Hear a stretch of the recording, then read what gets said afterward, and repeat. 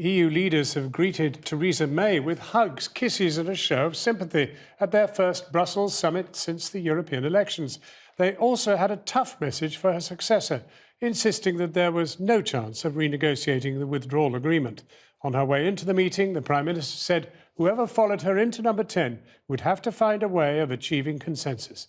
11 Conservative MPs have now said that they will challenge for the job. Here's our political editor, Gary Gibbon. Gary. Number 10 chose today to spell out that when Britain got its extension to the Brexit date, which because it wasn't ready, hadn't sorted out how it was going to do Brexit, the EU put in the condition that the withdrawal agreement would not be open for renegotiation. Now, in Brussels today, you could hear just about all 27 leaders that Theresa May is at a meeting with spelling that out yet again. Certainly anyone who stopped would spell it out. But yet, today, the Foreign Secretary, Jeremy Hunt, who was making another step in his bid to succeed Theresa May, said, like a few of the candidates have done, he intends to rush in to attempt a renegotiation of the withdrawal agreement should he get the job. And he's also saying in an article today that he's against the idea of leaving with no deal. Now, Jeremy Hunt has been in a few different places on that particular issue in recent times. I suspect what he was trying to do today was try and differentiate himself from Boris Johnson in particular, still the front runner in this race to succeed Theresa May, and reassure Tory MPs, not least after the European Parliament election results and the drubbing the Tories got there, that if they vote for him, there's less chance of an early general election, something they are understandably pretty terrified of right now, I think he assumes. So, this was a day also when we got still more candidates coming into what is an extraordinarily crowded field to succeed Theresa May. Theresa May's first public appearance since her resignation statement was in Brussels. She said she hoped MPs would learn the right lessons from the European Parliament election results. It will be for my successor and for Parliament to find a way forward to get a consensus, and I hope that those election results will focus Parliament on the need to deliver Brexit. Thank you. Fairness. For me, that word means cutting taxes for the lowest paid. Some of those pumping out publicity material in the race to succeed her are much readier to embrace no deal if renegotiation doesn't work. Jacob Rees-Mogg backs Boris Johnson and doesn't think seek consensus was the voters' message last week. Both the Labour Party and the Conservative Party have to pick a side. That's the clear message of what happened on Thursday, and the Conservative Party has to pick the side of Brexit. But not a very happy message for our country, is it? I mean, we're going to be divided, split, hard to reconcile. Well, I don't think that's right. I think we reunite once it's fact rather than theory. The greatest shouts at a football match are when it's 1-1 and people are waiting for the final minutes. Once the result is decided, at least at cricket, people go into the bar and have a drink afterwards and things come back together. Another candidate entered the field today. The Housing Minister, Kit Malthouse, thinks it's time for someone you probably don't recognise to be Prime Minister. You feel there is a generation of politicians around that cabinet table right now, and some people have been around that cabinet table and resigned and are sitting on the back benches, but part of our recent history who were just disqualified really from the job. They're tainted. Well, that's for the members to make a choice. But that's certainly the opinions that I've drawn, and people from outside have said to me that they want somebody new. You would like that some of these people who are putting their heads above the parapet just hold back a bit. Don't think about putting down a marker, don't think about applying for a post in the cabinet, think about the national and the party interest and the crisis that we are in and the need to settle this reasonably soon. Show some self-restraint. Show some self-restraint. Otherwise, it could become a bit ridiculous and protracted. I think the numbers are already getting too high. But it doesn't look like people are heeding that advice. The total looks like it'll hit 11 any minute, with reports that Essex MP James Cleverly is about to declare. In Brussels, hugs and sympathy from Europe's leaders for Theresa May. Many had messages for candidates to succeed her, like Boris Johnson, who say that by threatening a no-deal Brexit, they could secure a new, better Brexit deal from the EU. Boris Johnson becoming Prime Minister of Britain Would you welcome him at the top table? Is that your prognostic, or is it a reality, a nightmare, a dream? What is it for you? Would things be ripped up and started again? We negotiated. It's finished. We are not going to reopen all the negotiations. It's not because people change that treaties or texts are changing. That would be a new style of politics. But could a new Prime Minister mean a new Brexit deal? But it has nothing to do with Prime Minister. Theresa May has done a marvellous job, but she had to work within the red lines, which you collectively in the UK drew. So as long as the red lines are there, what can a new Prime Minister do differently than Theresa May? We agree on Theresa! They'll see her at least one more time at the summit next month. But 2 months from now could face a Prime Minister with a very different approach. Gary Gibbon. Well, now, over the coming weeks, we're going to be looking at a number of the contenders for the Tory leadership. Tonight, Rory Stewart. He's pitching himself as a candidate for the radical centre, talking to voters in Leave and Remain areas with his appeal for a managed Brexit deal. Earlier, I jumped in a cab with him as he headed out for a walkabout through Lewisham Market in South London. I put it to him that as a graduate of Eton and Oxford, he was just another member of the elite. I was at a fancy school for 5 years. I was at Eton for 5 years, but I also spent 5 years in Afghanistan. I spent 5 years serving my country in Iraq and in the Balkans, and I'd want to be judged on those things too. But in a sense, that's an imperial past. That is exactly how the leaders of the 18th, 19th and 20th century lived. I wouldn't underestimate the way in which I did it. I spent almost 2 years walking on foot across Asia. I stayed in more than 500 village houses, sleeping on people's floors, listening to people speak about their lives. And I think that genuinely changed me. I think I wasn't at the end of that 2-year period the sort of person I was before. You like the classics? Yeah, exactly. No, I'm a romantic. I'm romantic about the countryside. I'm romantic about small farmers. I'm romantic about history. I believe in British institutions and traditions. But this is probably the most unromantic moment in British history. Well, it's a moment of crisis, and it's a moment which I think requires real clarity and seriousness. Did you derive that from the classics? No, I simply derive it from polarization. I feel that Britain is in danger of becoming like the United States, or indeed recent Italian elections. I'm worried that we are becoming an incredibly divided society. We're becoming two countries, and That is the elite and the left behind. No, I think in the immediate present, it's Brexit and Remain. Do you describe Mrs May's deal in those terms? I was a real advocate for Mrs May's deal. I thought it was intelligently negotiated. I thought it had a lot more in it than people acknowledged. So you're sorry she didn't push it a fourth time? I don't think she could push it a fourth time, because I think what was... Well, are you going to push it a fourth time then? Well, what's lacking in it, I'm afraid, is the way in which this thing is negotiated. What I would do, which she wouldn't do, is I acknowledge that Parliament is stuck, and I would go immediately, on the day I was elected, to a citizens' assembly. And the vision of the Citizens' Assembly, modelled on Ireland, which is how they resolved the abortion issue, is to gather people like a jury, ordinary people, normal people, people from every different part of the United Kingdom, selected at random and adjusted for age, for gender, and then give them the weeks to sit and focus with experts, moderated, to look at the details of Brexit and then make the recommendations to Parliament.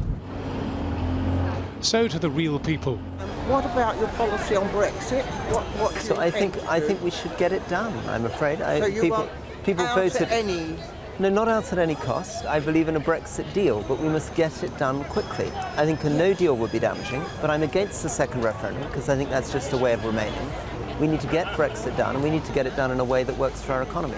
Hello, sir. Good luck. Thank you very much. I hope you beat Boris. Whatever you do, don't let him in, mate. Thank you. I really appreciate that. Thank you very much. Thank you. You've got 5 months until we leave. You've ruled out leaving without a deal. You're the only candidate that actually has. But is there time to do citizens' juries? It's the quickest way of getting it done. Nothing's guaranteed. If there was a magic solution to Brexit, it had been done already. And how would you make it binding on MPs who have to make the final decision? There has to be a recommendation. You can't bind Parliament, and the courts keep saying that. But what we've found in Ireland and other countries is that when an assembly like that meets in public for weeks, takes evidence, produces its recommendations, it has a hugely powerful impact. I think it'll completely unstick it and change the equation. But what we have done. And to be honest, what else are we going to do? One of the reasons I want a pragmatic, moderate Brexit deal done is so that we are no longer, in 20 years' time, a country divided between Brexit and Remain. You've ruled out leaving without a deal. Do you rule out Remain? I rule out Remain for the same reasons. I suppose if the citizen jury in fact conclude that remaining is the best option. So the recommendations... Is that an option that they will be given? Well, they would be able to recommend everything from no deal to Remain. I am confident, but I can't guarantee it because it'll be up to them. I mean, I'm trusting them. I'm confident that when they talk through the issues, I hope that they will conclude, like me, that for a divided society, the best solution has to be a compromise. But your guard has just slipped because you said, I rule out Remain. And now you've backtracked and said that that the citizens' jury would be allowed to consider Remain, but they might offer it to you, and you'd say, no, I've ruled it out. So you're absolutely right, John, to point that out. I feel very, very strongly that no deal is something that I would want to rule out as Prime Minister, and Remain is something that I would want to rule out as Prime Minister. And I can strongly explain why that's the case. Yeah, but and I could also explain... But we can't have a citizens' jury that isn't allowed to consider... You said they'd be allowed to consider Remain. And in the end, this would be for Parliament to take those recommendations. Rory Stewart talking to John in Lewisham Market earlier. Now, Labour has promised to fully cooperate with an investigation by the Equality and Human Rights Commission into allegations of anti-Semitism, saying it would help the party build trust with the Jewish community. But one leading Jewish Labour MP has told this programme she was angry, upset and furious that the watchdog had felt the need to intervene. This as Alistair Campbell was kicked out of the party just days after admitting he'd voted for the Lib Dems. Paul McNamara reports. Every word from Yid, and with a lot of expletives, to some really sexual stuff that also always relates to my faith.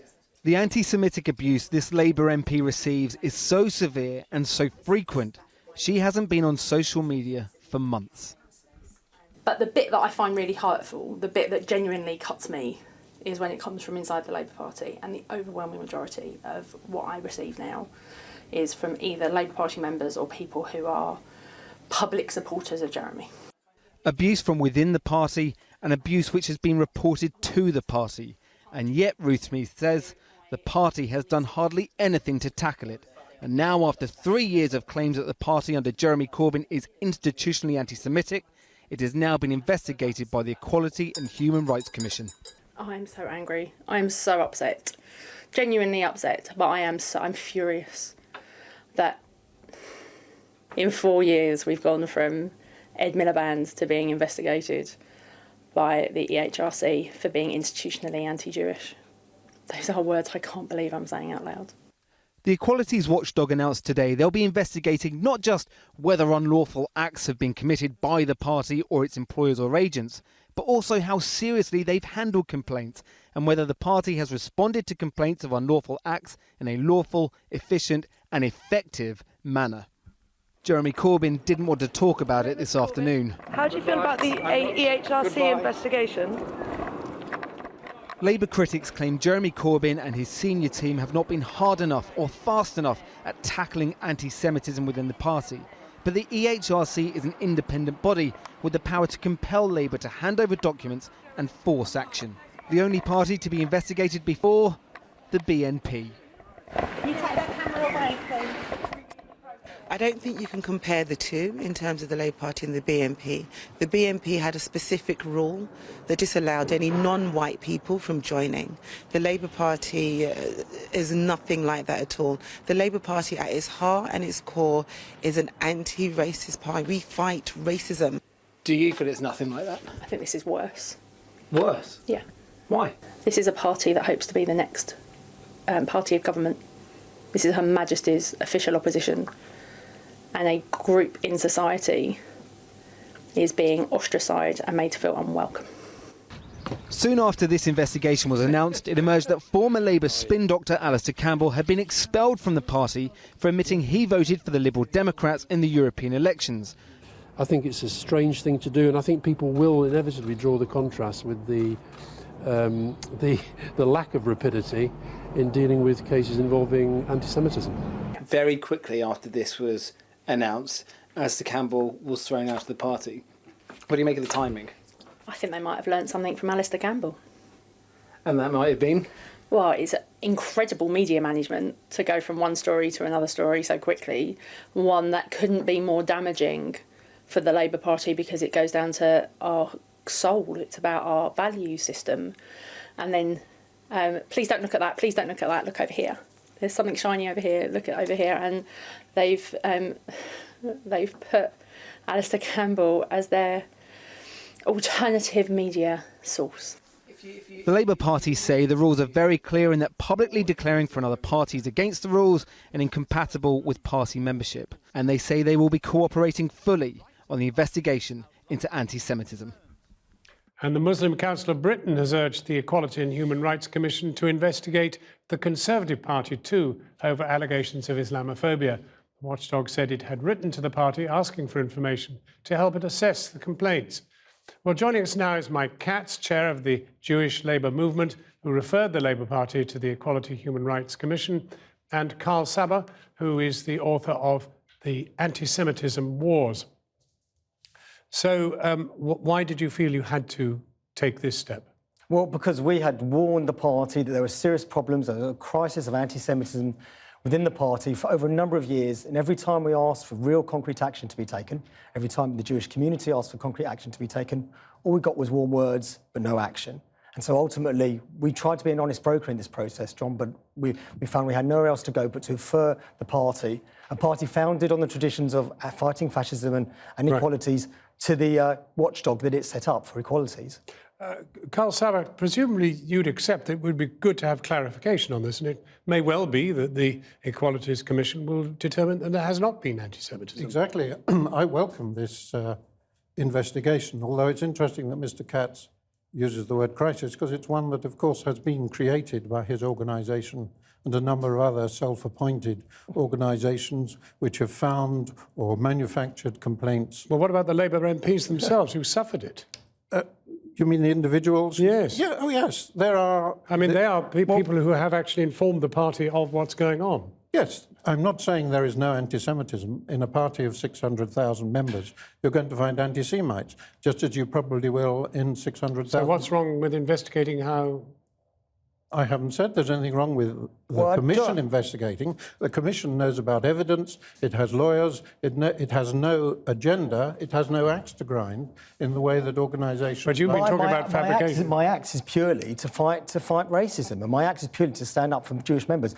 99 years the Jewish Labour Movement's been affiliated to the Labour Party. We don't throw that away lightly. We don't use these words like crisis lightly. And the idea that somehow we have manufactured this sort of post on Facebook and on social media that gets shared, calling MPs like Ruth Smeeth, I can't repeat it on television, but saying they are all using foul language to describe them as agents of the pay of Israel, or indeed calling JLM. But Carl Saber has said it's a good idea to have this investigated. I agree. So I don't know what's going to be coming between you. Well, what's coming between is the idea that somehow that we have manufactured all the hate that's spewed out on social media. Well, it doesn't really matter what anybody said. Now it's going to be investigated. Well, I'm not happy with that charge next week, but I welcome the fact that Mr. Saber welcomes the investigation. We are absolutely clear now. The EHRC has got strong legal powers to compel, evidence to be released, including emails and other messages, to break non-disclosure agreements. And I just hope that anybody who is worried about coming forward and maybe worked for the party in the past, possibly currently works for the party, seen antisemitism and worried about it, they can come forward now.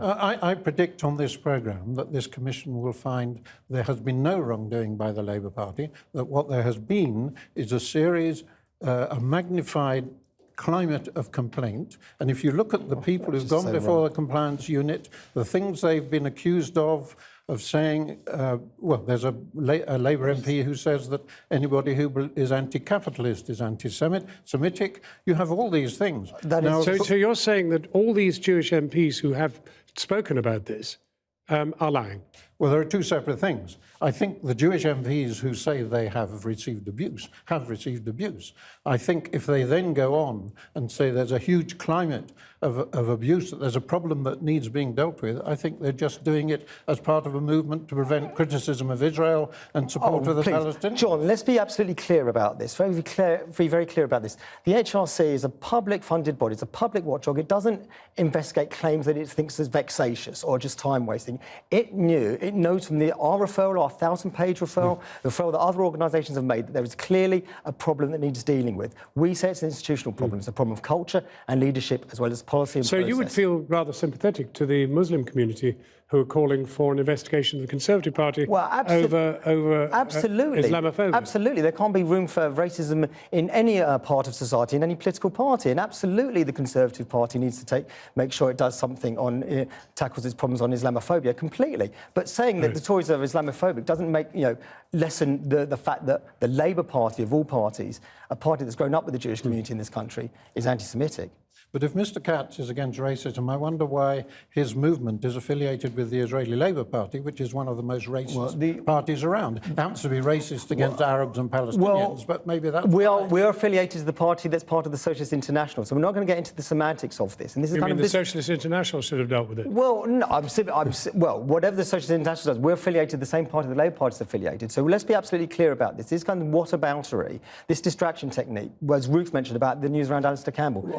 One of the things neither of you have really mentioned is the amazing confusion in politics worldwide of the difference between anti-Semitism and, well, we could say hatred against the state of Israel and dislike of Israeli foreign policy. We're very clear. Many of us stood on the same platform in the manifesto position that the Labour Party had in 2017 when it comes to policy on Israel. What we're absolutely clear about is that denying Jewish people the right to self-determination, denying the right of the state of Israel to exist, is not on the table. Well, one thing, Dan Saber, people will be relieved is that the two of you are in absolute agreement that this is a good move and it should clear the air once and for all. And my name is Carl Saber, but never mind. Carl Saber is a journalist. Yes, sorry. Thank you very much indeed.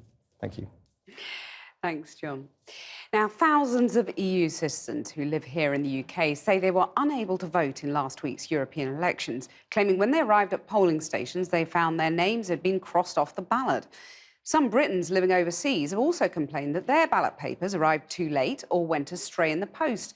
Our correspondent Kieran Jenkins has been speaking to some of those who say they were denied their vote. As she voted, and he voted, and millions of us cast our ballots in Thursday's elections, it was becoming clear that not everyone who wanted to vote was being allowed. Using the hashtag #DeniedMyVote, people from other EU countries living in the UK wrote of being turned away from polling stations and of postal ballots that never showed up. Now, there is a certain irony that the eventual victors in these elections had framed this very much as a vote about democracy. And yet, in those same elections, here in Scotland and throughout the UK, EU migrants have been coming forward to say that they were denied their most basic democratic rights. I didn't have the opportunity to vote. You didn't get to vote? No. Auxi left Spain 9 years ago. She lives with her young family in Kirkcaldy, Fife. Her home is here, and so too, she thought, was her vote. You were registered to vote by post, but your postal ballot for the European elections, did that come? No. Didn't come? No. Why, if I'm paying my taxes in here? Why, if I'm coming to college in here? If I'm getting all my studies in here and I work in here? I have 2 jobs. I have my family. I have my council tax being paid every month. Why am I different? I don't know if it's because I am a migrant or because my papers were missing, or I don't want to think in a reason. But it's just like I don't count. Fife Council says it wrote to all UK EU citizens on or applying to the electoral register to explain what needed to be done. If you're from another EU country and living in the UK, you're entitled to vote in EU elections here. But there's a form to fill in to say you won't vote elsewhere. This man advises migrants day in, day out on the plethora of paperwork they're obliged to complete. This form that migrants, EU citizens, were supposed to fill in to say they weren't going to vote in the country that they've come from. Do you think that that was widely known? No, I don't. We should have been more prepared and able to tell people what their rights were. Migrants were confused because some of the elections they're allowed to vote in, like the local government elections, and then the Westminster elections they're not allowed to vote on. Up and down the country, we've heard of forms not sent out, forms not processed, case after case with the same outcome. On the electoral roll, my name was crossed, you know. And obviously the people at the polling station, the presiding officer, they had no idea what was going on, you know.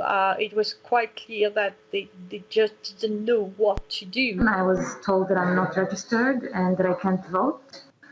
That's despite the fact that I received a letter from my council a month ago saying that my vote matters and that my registration was successful.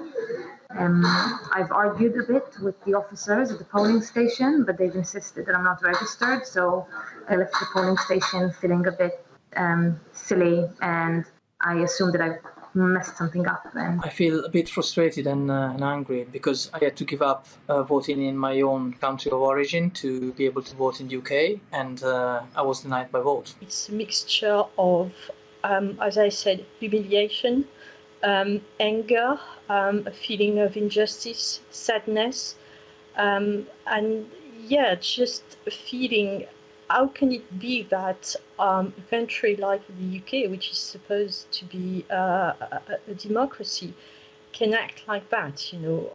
People from other EU countries weren't eligible to vote in the EU referendum or the last general election. And we've been hearing from some voters who say this was their chance to speak up, and it's been taken away. Now, the Electoral Commission has told us it understands their frustrations and says it called for changes to the system 5 years ago. And it says that short notice ahead of these elections impacted on the time to raise awareness and for EU citizens to complete the process. An EU citizens campaign group, the 3 Million, is preparing a legal challenge.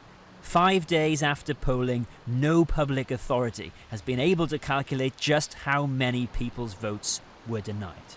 Kieran Jenkins, Channel 4 News, Kirkcaldy.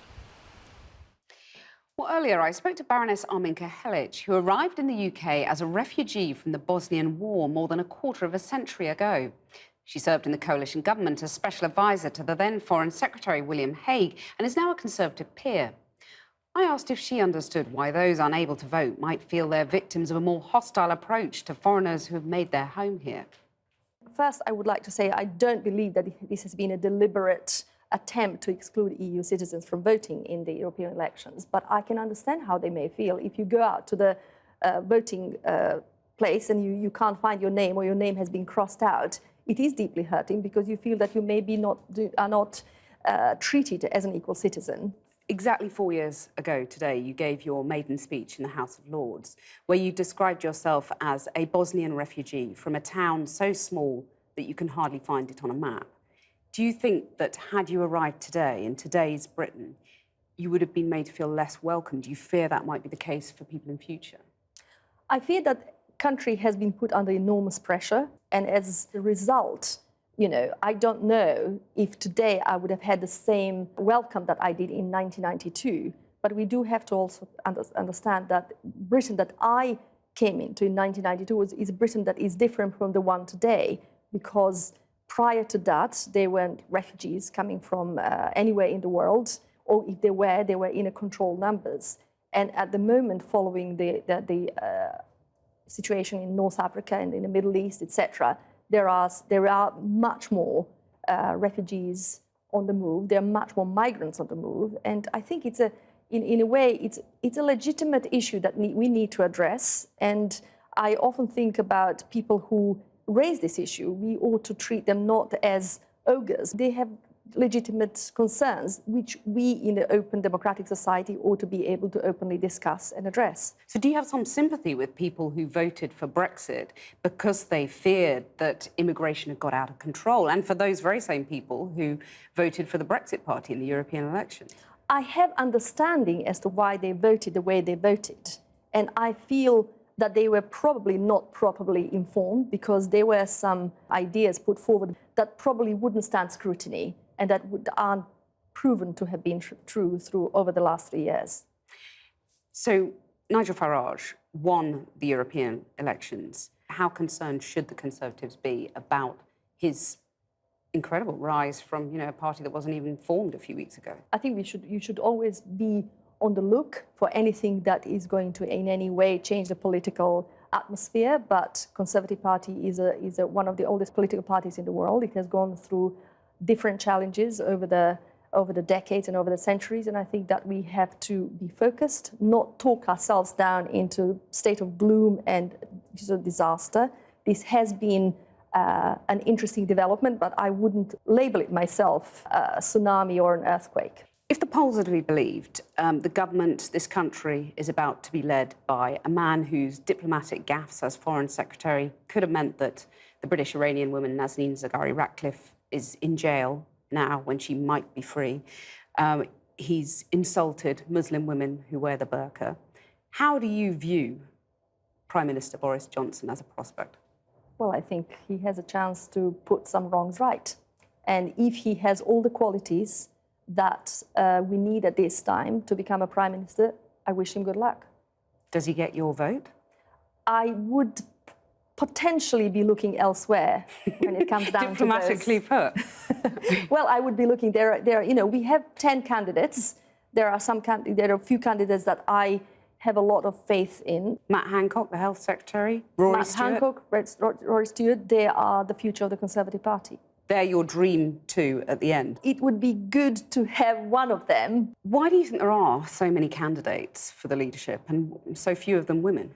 I think there are, you know, everyone is thinking that they are the answer to what has become a conundrum.